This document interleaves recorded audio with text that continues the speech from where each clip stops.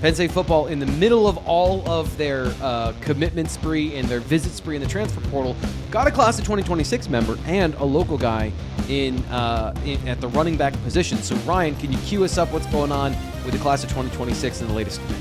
Yeah, Penn State adds D'Antae Sheffey, a familiar name, right? I mean, I feel like we've been talking about him for a long time, but, he never got a formal offer from the previous staff. 5'10", 190. State college guy, but did bump down to Harrisburg for a year for a junior year, and obviously kind of played behind Messiah Mickens, so they used him a bit more defensively, and they used him a little more wide receiver. He did carry the ball down there, don't get me wrong, but that Harrisburg year, just didn't kind of see him progress as a running back, and that's kind of what happens when you come down there and try to play with another top prospect. But 1,600 yards rushing this past season, 26 touchdowns, average about 7 yards per carry. There's certainly stuff there to work with. I mean, Sheffy came to a camp, I believe it was, I'm trying to think here now, I want to say 2023. So what would he have been then, Sean? Would he have been going into his junior year, or no, going into sophomore year, I want to say. Yes. Yeah, so.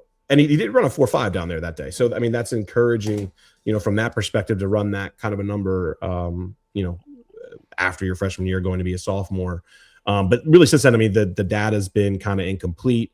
And then, the junior year at Harrisburg was kind of, you didn't get a lot of valuable tape on him as a running back. You got all these other different things. And then, this past year was decent. So, what is Sheffy long term? I mean, I still think that there's a player there. He could be a defensive player personally, but at the same time, I mean, they certainly are bringing him in as a running back, and we'll see where things go, as it progresses. But again, I just keep coming back to, like, you're at this point in the cycle.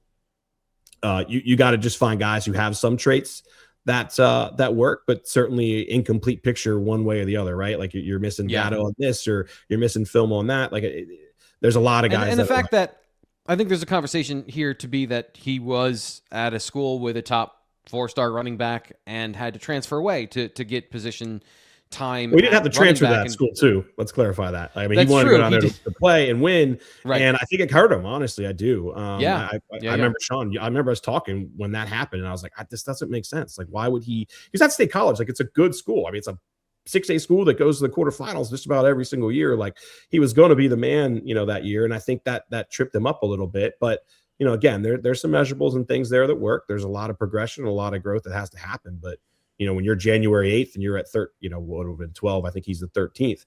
I think they're taking guys that they can, as far as like, look, we see some things here we like. Time will tell how they progress and all those kind of things. But that's kind of how I see it.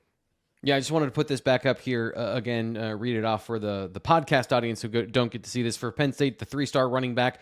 And this is one of those auto sort situations. So the industry, 1,200, 73 overall at running back, PA's 34, roughly the same numbers for rivals for our ranking of him internally.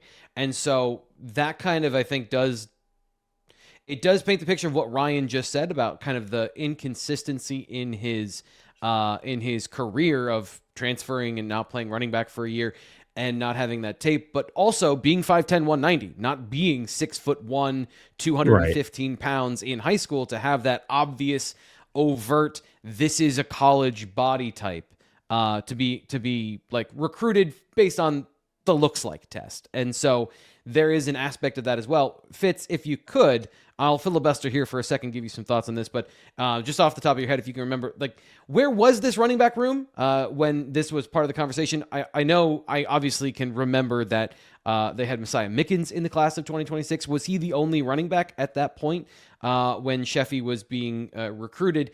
Because I know that 27 rolled into it, and the fact that they had so many guys from 2025 as well. I'm trying to remember if there was a numbers crunch that would have been like, well, he's a good guy, he's a good player, we could take him, but the numbers on the roster didn't make sense for the previous staff, and now obviously everything's changed, so the numbers make more sense.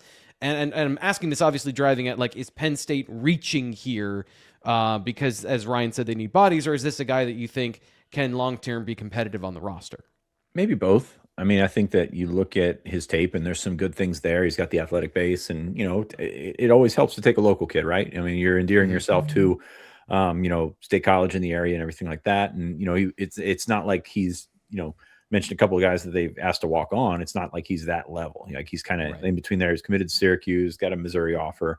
He's been a pretty good player for them for a long time. That year at Harrisburg, I think was kind of eye opening. And is it eye opening for? I'm sure it was eye opening for him. Is it eye opening for us? You looked at him beside Messiah Mickens, and Mickens was the guy getting carries, and Harrisburg also had another back. So that was was essentially a wasted year.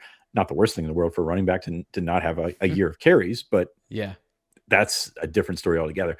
You remember back in the class of 2026, Penn State was going through a change of running backs coaches. They were also trying to, and Ryan, I know you tried to say this without saying this, but they also tried to keep Messiah Mickens happy by not taking more guys. And then on top of that, you had Keemon Spell committed, which that was probably the big thing, right? You probably found yourself not wanting to take another 2026 to get in the way of Keemon Spell, who committed very early for 2027. Now you find yourself kind of with nothing. So with neither of those, going to go in this direction. And hey, it's a completely different room now than it was 2 weeks ago.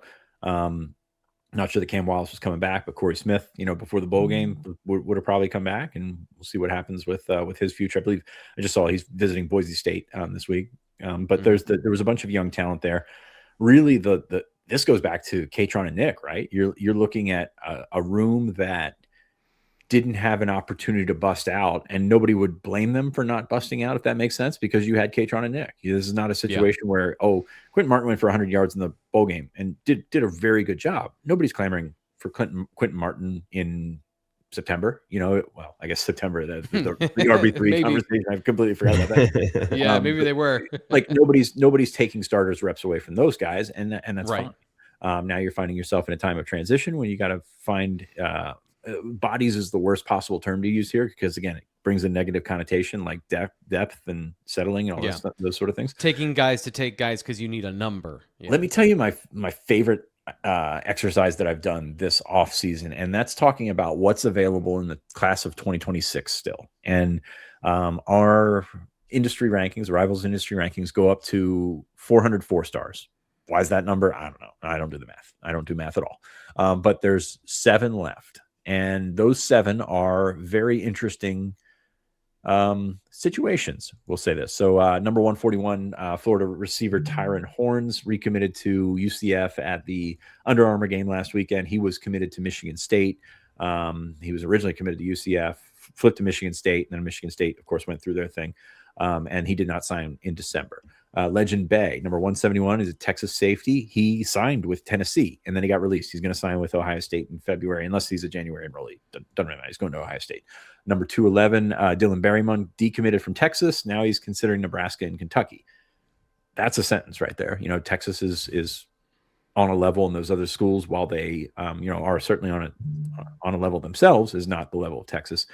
Teddy Gerard's a quarterback from Georgia. He's committed to Notre Dame, but he's a reclass guy, so he just reclassed after signing day, so doesn't really count. Samson Gash, as most of you know, committed to Michigan State.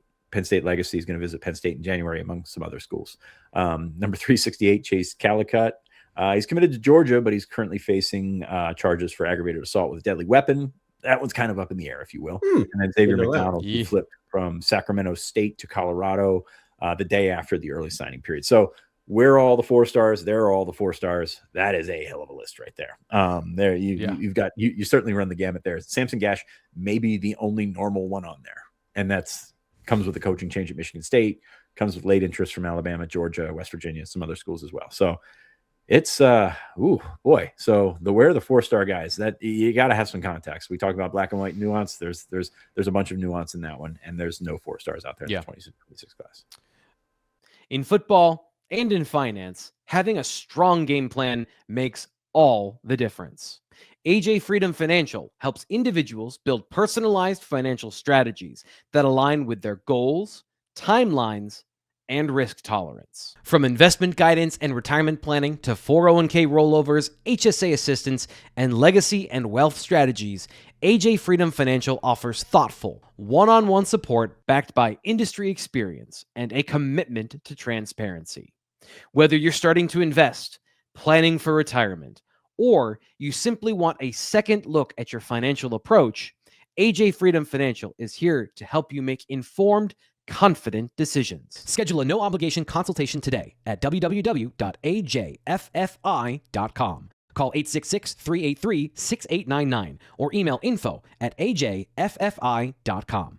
Again, that's ajffi.com. Call 866-383-6899 or email info@ajffi.com.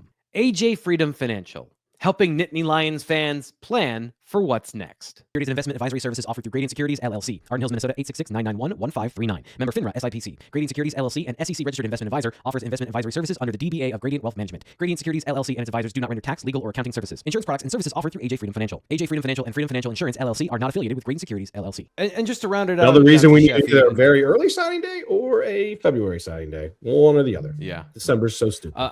Go on. And to round it out on D'Antae Sheffey here, one last kind of like look at him as a profile. I like his elusiveness. I think he's a guy that's got good vision. I think that fits into what Matt Campbell, of what I've seen of their running backs, what they like is guys that are going to play within the system. And then on top of that, I think he is elusive. He makes guys miss. He's got good agility. You mentioned the speed.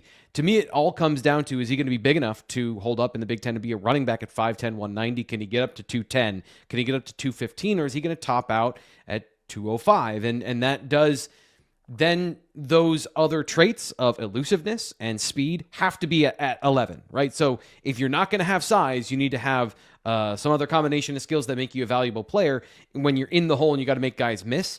And so like what you see on film is the elusiveness at that level, you know, the caveat here of at the level he's playing against and all those things. I think there's a player there. It just is there is less of a upside development curve because the guys we've seen from them that they've recruited are all like 6'2", or Quentin Martin being a taller back with a little bit more room to grow.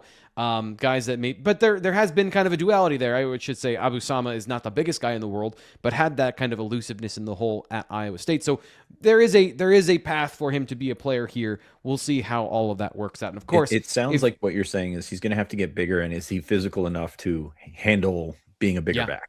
Right? Is he going to be a guy that looks different than he looks currently? Right. That's a question that I have. So, hey, one last thing to add on Sheffy too is I think it's important to note though, just as far as his recruitment goes, is he did commit to Syracuse in April 2024. That was before the year he went to Harrisburg. So there was a long period of time because he decommitted from Syracuse, which I don't know exactly what happened there. I don't know if that was Syracuse or him. I'd have to learn on it with time. But there was a long period there where he was committed. Schools are basically looking elsewhere.